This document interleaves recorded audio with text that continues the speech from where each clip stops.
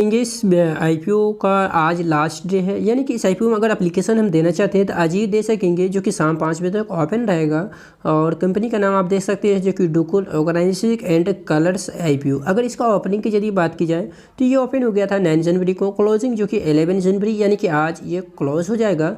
इसका जो price band है वो 78 रुपीज़ है, और इसका जो फेस वैल्यू है वो हम कह सकते हैं जो कि यहाँ पे 10 रुपया दिख रही है। और इसका जो टोटल इशू साइज है आईपीओ का वो हम कह सकते हैं 31.51 करोड़ का है। और ये एनएससी इमर्ज आईपीओ है, यानी कि एनएससी एसएमई के ऊपर ये लिस्ट होगा। और इसमें एक लॉट में जो नंबर ऑफ शेयर आएगा वो पूरे के पूरे 1600 क्वांटिटी। अब दोस्तों ये है सब्सक्रिप्शन का डेटा, समझ रहे आप दोस्तों, ये जानना जरूरी है आप लोगों को भी, आखिरकार ये जो डेटा है वो कितने बजे तक का, बात समझ रहे हैं। तो मैं बता देना चाहता हूँ दोस्तों, ये डेटा जो है 12:30, समझ रहे हैं, 12:30 तक का, 1 सेकेंड, हाँ 12:01 यहाँ पे हमें बिंदी देना पड़ेगा तभी ये होगा 12:30। उसके बाद प्लस 200 PM, समझ रहे PM।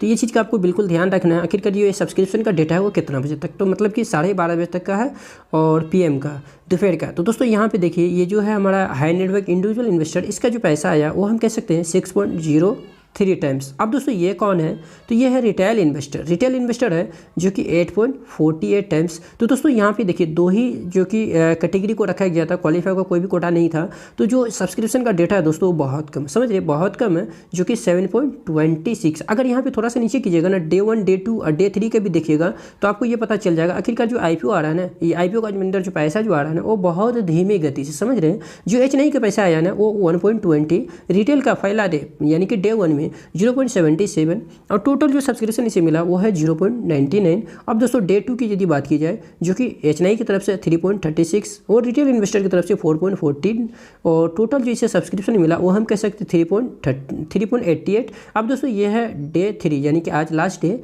तो आप देखेंगे, देखिए यहाँ पे जो डेट दिया हुआ है 11 जनवरी 2023। अब दोस्तों जो हमारा H9 है, जो हाई नेटवर्क इंडिविजुअल इन्वेस्टर, उसकी तरफ से जो पैसा आया है वो हम कह सकते हैं 6.03, और रिटेल इन्वेस्टर की तरफ से जो कि 8.48, और यहाँ पे जो टोटल इसे सब्सक्रिप्शन मिला वो है 7.26। तो दोस्तों जो आईपीओ में पैसा आया है ना वो बहुत कम, 9 के बराबर। अब ऐसे हाल में दोस्तों जो लिस्टिंग गेन के लिए इस आईपीओ में बना बैठे हैं उनके लिए दोस्तों बहुत ज़रूरी आखिरकार है वो जीएमपी, जो कि जीएमपी 16 रुपया है।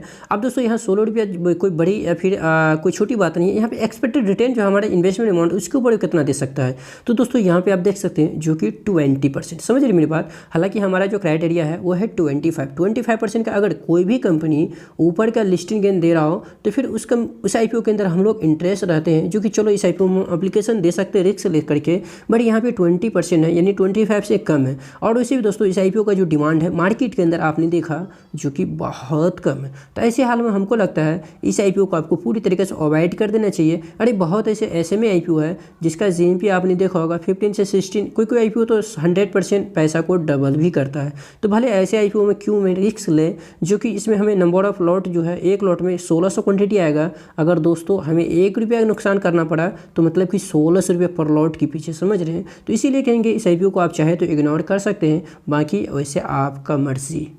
तो दोस्तों उम्मीद करते हैं जो कि इस आईपीओ से रिलेटेड जो भी सब्सक्रिप्शन एंड जीएमपी से डेटा था वो मैंने इसी वीडियो के अंदर कवर कर दी है। बाकी आप इस वीडियो से आपको ये मदद मिलेगी आखिरकार इस आईपीओ हमें क्या करना चाहिए। बाकी चैनल के ऊपर नए हैं तो चैनल को जरूर सब्सक्राइब कीजिए और दोस्तों में जरूर शेयर कीजिए, ताकि उसे भी एक अच्छे निर्णय लेने में ये वीडियो जो है वो मदद करे। बाकी वीडियो देखने के लिए आपका बहुत बहुत धन्यवाद।